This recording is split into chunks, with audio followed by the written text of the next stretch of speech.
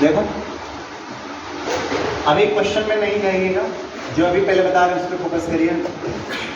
अगर मान लीजिए कहा गया किसी संख्या में 10% की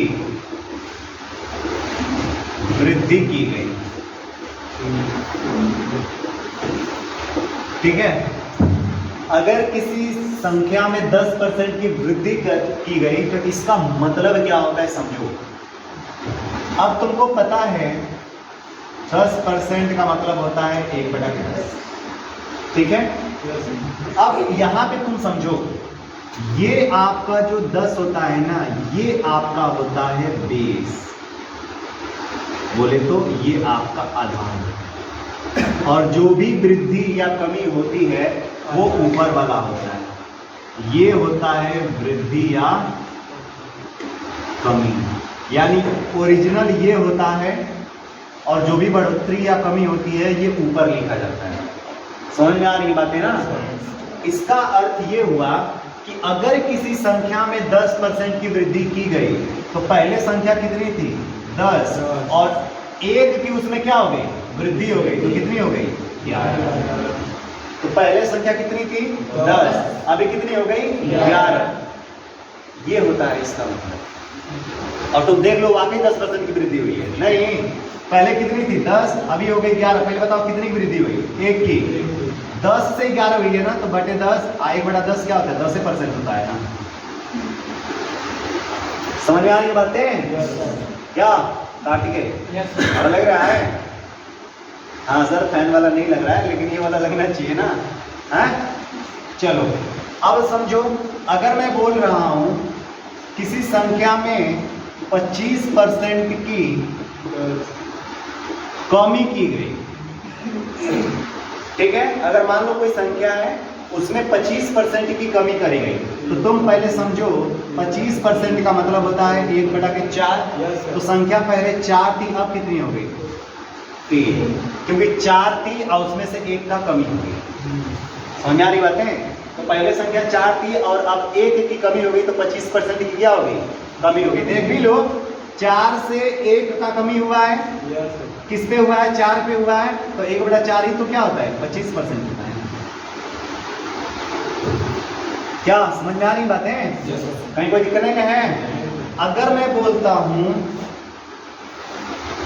कि किसी गांव की जनसंख्या में, ध्यान से सुनो, किसी गांव की जनसंख्या में 12.5% की वृद्धि की गई, ये दिखाता है वृद्धि को, ठीक है। ऊपर अगर मैं एरो मारूं बार बार लिखने क्या लिखूं, किसी गांव की जनसंख्या में 12.5% की वृद्धि की गई, तो इसका मतलब ये होता है कि हमको पता है कि 12.5% का मतलब होता है 1/8।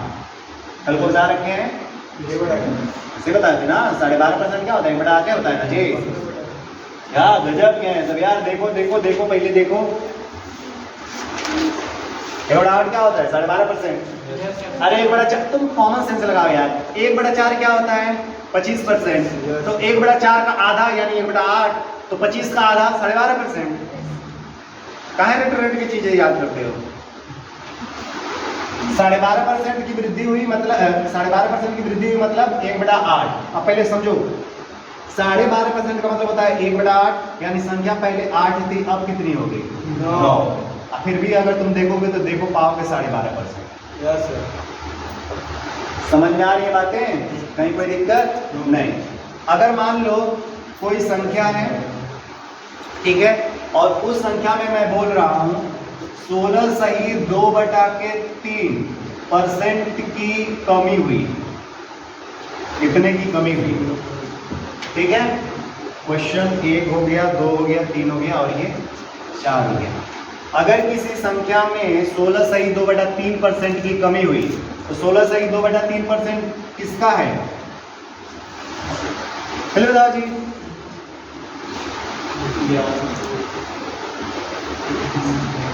1/6 का ही है ना। अरे देख लो तुम लोग, इससे पता चलता है कि आप लोग घर पे कल जाकर वो नहीं करे थे, ऐसे करेंगे तो भाई फिर आपका ही घाटा है। हम जल्दी से आपका सिलेबस कंप्लीट करवा के आपको फाइनल कर देंगे, आपका नुकसान जाएगा। क्या जी 16 से तो बेटा 3% सिखा है ना। अरे गजब के हो तुम लोग।